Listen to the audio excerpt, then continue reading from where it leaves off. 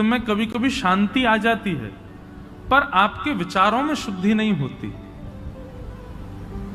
और माफ कीजिएगा, भगवत प्राप्ति के लिए आपका तन पवित्र हो ये आवश्यक नहीं, आप बहुत सुंदर हो ये आवश्यक नहीं, आप ऊंचे कुल खानदान में हो ये आवश्यक नहीं, आपके पास बहुत गुण बहुत कलाएं हो ये आवश्यक नहीं, आपकी विचारधारा शुद्ध होनी चाहिए।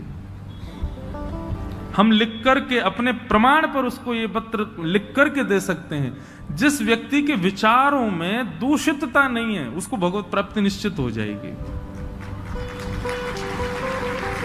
जो विचारों से पवित्र है। अच्छा, विचारों की पवित्रता कैसे पता चलती है? कैसी भी स्थिति आए उसका निर्णय हमेशा सकारात्मक होगा, वो नकारात्मक विचार कर ही नहीं सकता। मैं बहुत जोर देता हूं इस बात पर।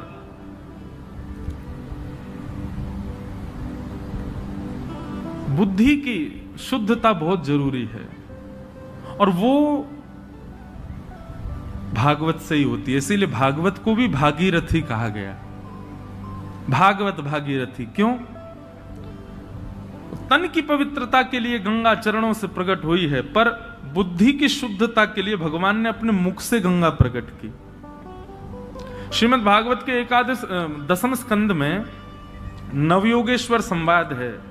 वहां नवयोग, आप लोगों को भी अवकाश मिले, एक कथा हम आपको अपनी बताते हैं, वो जरूर सुनिएगा।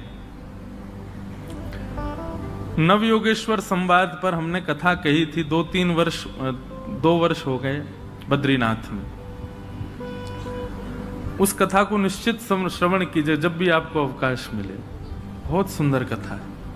हम अपनी कथा की प्रशंसा नहीं करते, मैं अपनी कथा सुनता भी नहीं हूं, लेकिन वो कथा एक भक्ति पथिक के लिए बहुत आवश्यक है। कोई भक्ति मार्ग का अनुगामी, उसको जीवन में कोई रुकावट ना आवे और गतिशीलता बनी रहे, उसके लिए उस कथा को निश्चित सुनिएगा।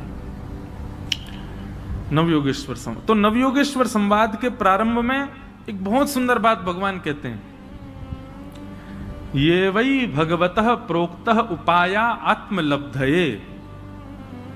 भगवान कहते हैं, मैं जो बोलता हूं, मैं जब बोलता हूं, वो वाक्य सामने वाले को मेरी प्राप्ति के लिए ही बोलता हूं।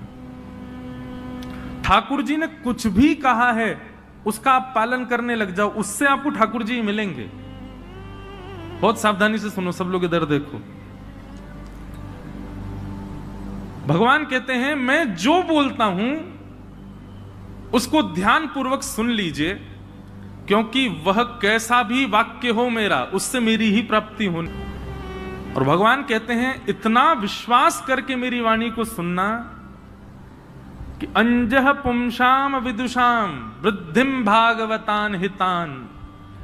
बोले, जिस प्रकार विश्वास की अतीत को क्या कहते हैं? एक होता है विश्वास, एक होता है अतीत विश्वास। मुझे बहुत विश्वास है। बहुत विश्वास का प्रतीक क्या होता है? कि आंख बंद करके विश्वास है। भगवान कहते हैं, वैसे ही मेरी बताई गई वाणी पर विश्वास नहीं, अतीत विश्वास करना। आंख बंद कर लेना, बस जो ठाकुर जी कह रहे हैं वो सत्य है। भरे महाभारत के युद्ध में भगवान अर्जुन को कहते हैं, अर्जुन क्या करोगे? बोले, करिष्ये वचनम तव, जो आप कहोगे वो करूंगा।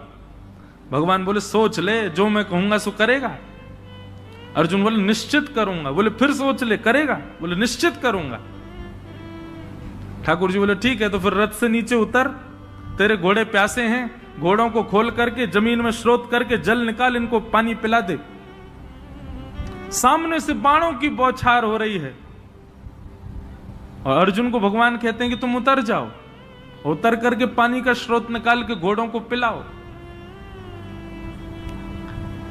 अर्जुन एक बार संकोच करने लगा, सच में उतर जाऊं? भगवान बोले, अभी तो तूने बोला कि जो मैं कहूंगा सो करेगा, कर। एक बात सदैव याद रखना, ठाकुर जी के प्रेमी यदि आप बन गए हैं, ये जितने प्यारे दिखते हैं, जितने सुंदर दिखते हैं, जितने इनके प्रति आकर्षण है, उतने ही ये परीक्षाएं लेते हैं। मैं कभी कभी कहता हूं बड़े कठोर हैं। आपने कह दिया ना ठाकुर जी जो आप कहोगे सो करूंगा, उसी दिन देखना ठाकुर जी ऐसा कुछ कहेंगे जिसको करने में आप कतराओगे। लेकिन भगवान दावे से कहते हैं, अंजह पुंसाम विदुषाम बुद्धिम भागवतान हितान, मेरे द्वारा प्रकट की गई वाणी उस पर इतना विश्वास करो जैसे आंख बंद करके चलने लग जाओ मेरे बताए गए मार्ग पर। ठाकुर जी यदि खाई की तरफ इशारा करते हैं, चलो जाओ वहां जाओ, तो ये विचार मत करो खाई है नीचे गिर जाएंगे, मर जाएंगे, प्राण निकल जाएंगे। नहीं, ठाकुर जी ने आज्ञा कर दी, चल दो। ठाकुर जी कहते हैं जब व्यक्ति मेरे बताए गए मार्ग पर इतना विश्वास करके चलने लग जाता है तो वो कभी गिरेगा नहीं, और यदि कभी गिर भी जाए, यदि कभी उसका पतन भी हो जाएगा तो वो बिल्कुल चिंता ना करे, उसको उठाने मैं स्वयं आऊंगा, उसको मैं ही बचाऊंगा। भक्ति पथ, यहां रक्षा की जिम्मेवारी ठाकुर जी की है, आप तो बस चलो। तो भगवत प्राप्ति बंधुओं ना तो स्वरूप से आप कर सकते हो, ना आप ऊंचे कुल खानदान से कर सकते हो, बहुत पवित्र रह करके, त्रिकाल संध्या करके, 3 बार स्नान करके, ये सबसे भगवत प्राप्ति नहीं होगी। भगवत प्राप्ति तो केवल और केवल आपके विचार शुद्ध हों, और श्रीमद् भागवत का यही उद्देश्य है कि सुनने वाले श्रोता के विचार शुद्ध हों, उसके विचारों में दूषितता ना हो। इसलिए अपने आप को परखा कीजिए, आप विचार क्या करते हैं। और विचार यहां बैठ करके तो भगवत विचार सबको आ जाएगा, यहां पर तो नास्तिक व्यक्ति भी बैठा बैठा भगवान को याद कर लेगा। यहां विचार नहीं करना है, एकांत में जाके अपने विचारों पर मनन करो। आप विचार कैसे करते हो, आप सोचते कैसा हो, एकांत में बैठ करके आंख बंद करके चिंतन किया करो। क्या आता है आपके मन में, दूषितताएं आती हैं, संसार के विषय आते हैं, संसार के विषाद आते हैं, तो निश्चित है आपके विचार अच्छे नहीं है, भगवत प्राप्ति में भी बाधा है। जिस दिन लगे कि हां नेत्र बंद करके बैठे 7:30 बजे और नेत्र खुले तो 9:30 बज गए थे और एक भी विचार दूषित नहीं था चित्त में, बस प्रसन्न हो जाइएगा, मुस्कुरा जाइएगा, एक गिलास पानी पी करके और अपने आप को थोड़ा गौरवान्वित अनुभव कीजिएगा कि अब ठाकुर जी मिलने का मन बना रहे हैं, क्योंकि अब विचार शुद्ध हो रहे हैं। और वो होंगे कैसे, सत्संग से। जाढ्यम धियो हरति सिंचति वाचि सत्यम, मानोन्नति दिशतु पापम पाकरोति, लक्ष्मी तनोति वितनो च दिक्षु कीर्ति, सत्संगति कथय किम न करोति पुंसा। सत्संग क्या करता है, कथा क्या करती है? सबसे पहला काम, जाढ्यम धियो हरति सिंचति वाच सत्यम। बहुत सावधानी से सुनिएगा सब लोग। जाढ्यम धियो हरति सिंचति वाच सत्यम, सत्संग का सबसे पहला कार्य है वो आपकी जड़ बुद्धि का हरण करेगा। जड़ बुद्धि बहुत प्रकार की होती है। जड़ बुद्धि का रूप क्या होता है? बहुत क्रोध आ जाना, अपने मान यश की बहुत कामनाएं रखना, ये जड़ बुद्धि का लक्षण है। किसी पर संशय, किसी पर दुराग्रह करना, किसी के भी प्रति नकारात्मक सोच रखना, ये सब संशयात्मक बुद्धि के लक्षण हैं, जड़ बुद्धि के लक्षण हैं। सत्संग सबसे पहले आपकी जड़ बुद्धि का हरण करता है। जड़ बुद्धि का हरण होने के बाद क्या होगा? जो अत्यंत दोषयुक्त व्यक्ति है उसमें भी आपको गुण दिखाई देने लग जाए, समझो अब आपकी जड़ बुद्धि का हरण हो गया। अत्यंत उपेक्षित व्यक्ति भी आपको शुद्ध लगने लग जाए तो समझो आपकी जड़ बुद्धि का हरण हो गया। ऐसा व्यक्ति जिसको कोई स्वीकार नहीं करता, आप उसमें भी गुण देखने लग जाते हो तो समझो आपकी जड़ बुद्धि का हरण हो गया। सबसे पहला काम सत्संग क्या करता है? जाढ्यम धियो हरति, आपकी जड़ बुद्धि का हरण करेगी। सत्संग दूसरा काम क्या करता है? सिंचति वाच सत्यम, आपकी जिह्वा में सत्यता आ जाएगी, अधिकतर सत्य बोलने की इच्छा प्रकट हो। अधिकतर अपमपा करोति, मान और सम्मान की कामना को नष्ट कर देता है चित्त से। सत्संगी व्यक्ति को ज्यादा सम्मान की इच्छा नहीं होती, मान की इच्छा नहीं होती, प्रतिष्ठा की इच्छा नहीं होती। और मान प्रतिष्ठा यश वैभव की इच्छा रखता है और सत्संग भी करता है तो समझ लेना आडंबर है, सत्संगी नहीं है वो व्यक्ति। सत्संगी व्यक्ति को मान की इच्छा नहीं होती, सम्मान की इच्छा नहीं होती।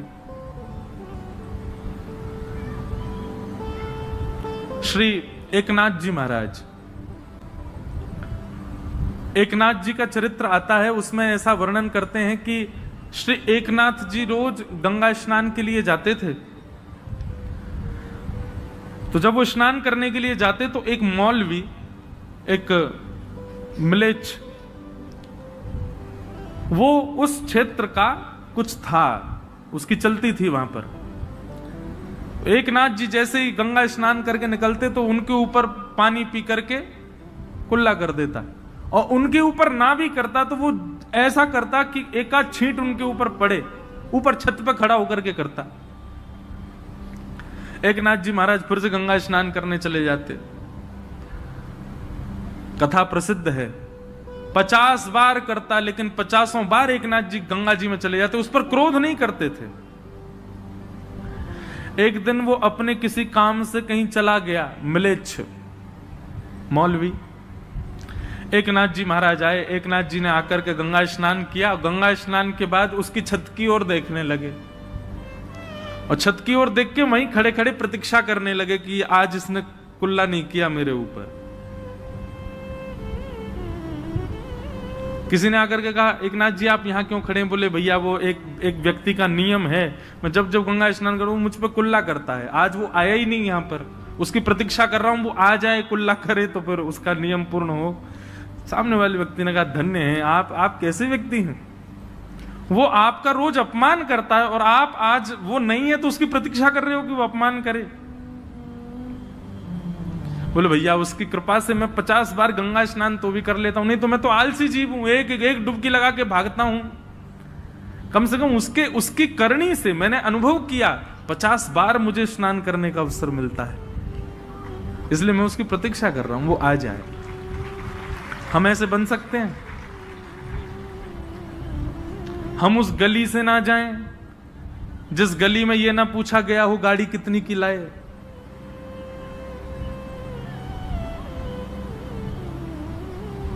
हम उस मोहल्ले में नहीं जाते, हम उस कार्यक्रम में नहीं जाते जहां हमारा बैरी आया हो। अच्छा उसकी बेटी का ब्याह, निश्चित है उसकी बेटी, वो तो उसका भी मित्र है मेरे बैरी का, तो वो भी आया होगा, मैं तो नहीं जा रहा, वो आए तो मैं क्यों जाऊं। कभी कभी मन में विचार आता है,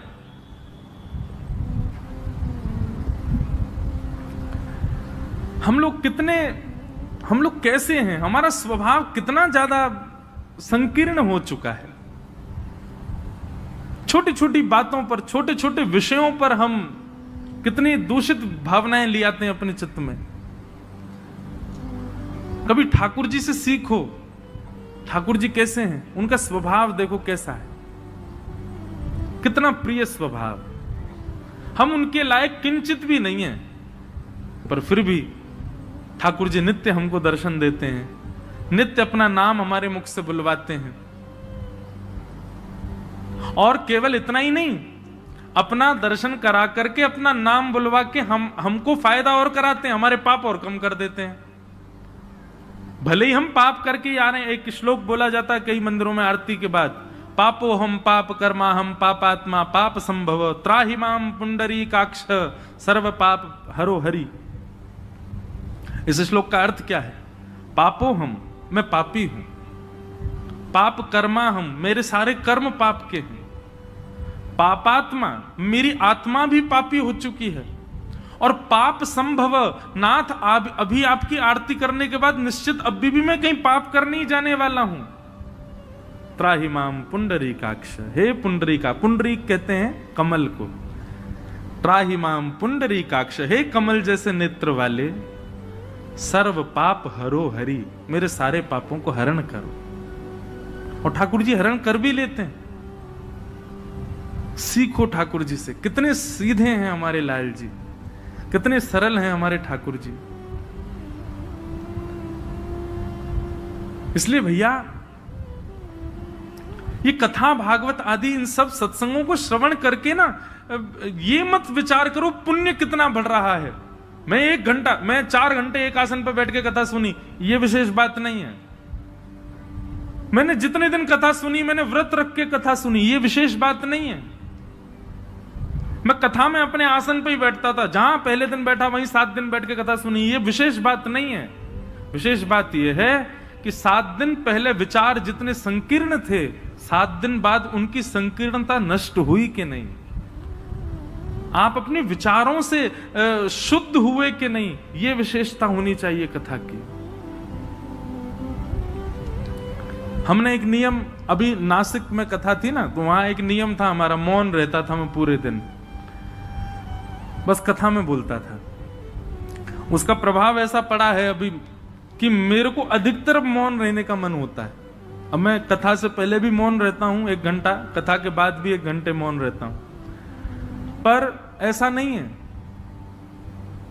सुबह हम आज खेलने गए तो भी मैं मौन ही था। बताओ, आज मैंने एक चीज अनुभव की, खेल में नोक झोंक लड़ाई झगड़ा निश्चित होता है। कोई मौन रह के कैसे लड़ाई करे? कल जितने खिलाड़ी आएंगे सबका मौन है, जो बोलेगा उसके 4 रन कट जाएंगे। अब देखना कल कैसे बस एक व्यक्ति बोलेगा जो रन गिनेगा सबके और वो विशेष रूप से हमारे अनुज पंडित जी और हमारे ये भैया नहीं होने चाहिए, ये 2 लोग नहीं, बहुत बेईमानी करते हैं भाई। लेकिन एक विनोद की बात है ये तो, व्यक्ति की आयु 2 चीजों से कम होती है, बहुत खाने से और बहुत बोलने से। इन 2 कारणों से व्यक्ति की आयु क्षीण होती है। इन दोनों पर लगाम लगानी है, तभी आप वैष्णव कहलाए जाओगे। भोजन पर भी लगाम लगाओ और अपनी वाणी पर भी लगाम लगाओ। ये 2 प्रकार के लगाम आपको लगाने हैं। इस कथा की दक्षिणा हमको यही दो कि इन 2 चीजों पर आप थोड़ा कंट्रोल करो। एक तो भोजन मतलब पाओ, प्रेम से पाओ, उतना ही पाओ जितने में काम चल जाए। और वाणी, दिन भर में कम से कम 2 घंटे का मौन तो रखो मौन रहो। और केवल मौन रह के ऐसा नहीं है कि किसी को गाली दे रहे हो लिख करके दे दी, ले है तो मेरा मौन, तू ऐसा है, ऐसा नहीं। जितनी देर मौन रहे उतनी देर हरिस्मरण रहे, अंदर ही अंदर ठाकुर जी का नाम चलता रहे। पता चली महाराज मंडदीप सुबह 8 से 9 सब मौन है पूरे मंडदीप में, कोई बोलता ही नहीं है। काम ठप हो गए लोगों के, क्यों? सब मौन रहते हैं यहां पे। लेकिन ये 2 वेग बहुत आवश्यक हैं जीवन में। आप स्वयं अनुभव करेंगे कि जब आप मौन रहना प्रारंभ करेंगे ना, तो आपकी जिह्वा में अपने आप ऐसे ऐसे भाव, आप जब आप बोलेंगे तो वो निश्चित ही किसी पर प्रभाव डालने वाली वाणी ही होगी। अच्छा, मौन का एक नियम है, मौन में आप ठाकुर जी का नाम बोल सकते हो। कितना भी मौन व्रत हो, आप जय श्री कृष्ण बोल सकते हो, जय सिया राम बोल सकते हो, राधे राधे बोल सकते हो, नारायण बोल सकते हो, हरि के नाम, ठाकुर जी के नाम, किशोरी जी, मौन, क्योंकि भगवत नाम लेना भी मौन ही माना जाता है। तो बात केवल इतनी थी कि विचारों को शुद्ध रखना है। हमारे अष्ट सखा कहते हैं प्रीत ही सौंपई है प्रियतम, प्रीत ही सौंपई है प्रियतम। यद्यपि रूप गुण शील सुधरता, इन बातन ना रिझई है प्रीतम, इन बातन ना रिझई है प्रीतम, प्रीत ही सौंपई है प्रीतम। अष्ट सखा कहते हैं प्रीतम प्रीत ही सौंपई है। पई है मतलब मिलेंगे। किससे मिलेंगे? बोले प्रीत से मिलेंगे। यद्यपि रूप गुण शील सुधरता, चाहे तुम कितने भी रूपवान हो, शीलवान हो, गुणवान हो, इन बातन ना रिझई हैं।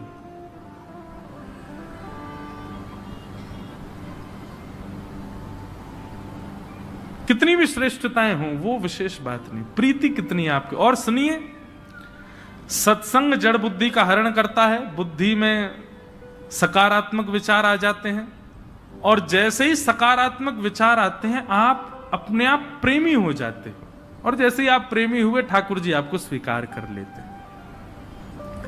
ये भागवत की यात्रा भैया ठाकुर जी के स्वीकारीकरण की यात्रा, कि वो हमें स्वीकार करें। एक व्यक्ति ने मुझसे पूछा कि महाराज जी मानव का उद्देश्य क्या होना चाहिए?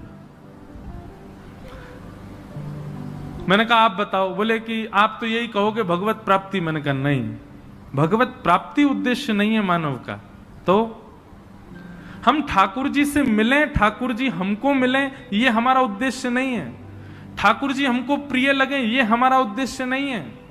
हमारा उद्देश्य केवल ये, हमारे कर्म ऐसे हों, हमारे विचार ऐसे हों, हमारे भाव ऐसे हों, हमारी बुद्धि ऐसी हो कि उन सब से हम ठाकुर जी के प्रिय बन जाएं। ठाकुर जी तो सबको प्रिय लगते हैं, पर ठाकुर जी को प्रिय कौन लगता है? ये बड़ी बात। ठाकुर जी के प्रिय बनने का विचार करो।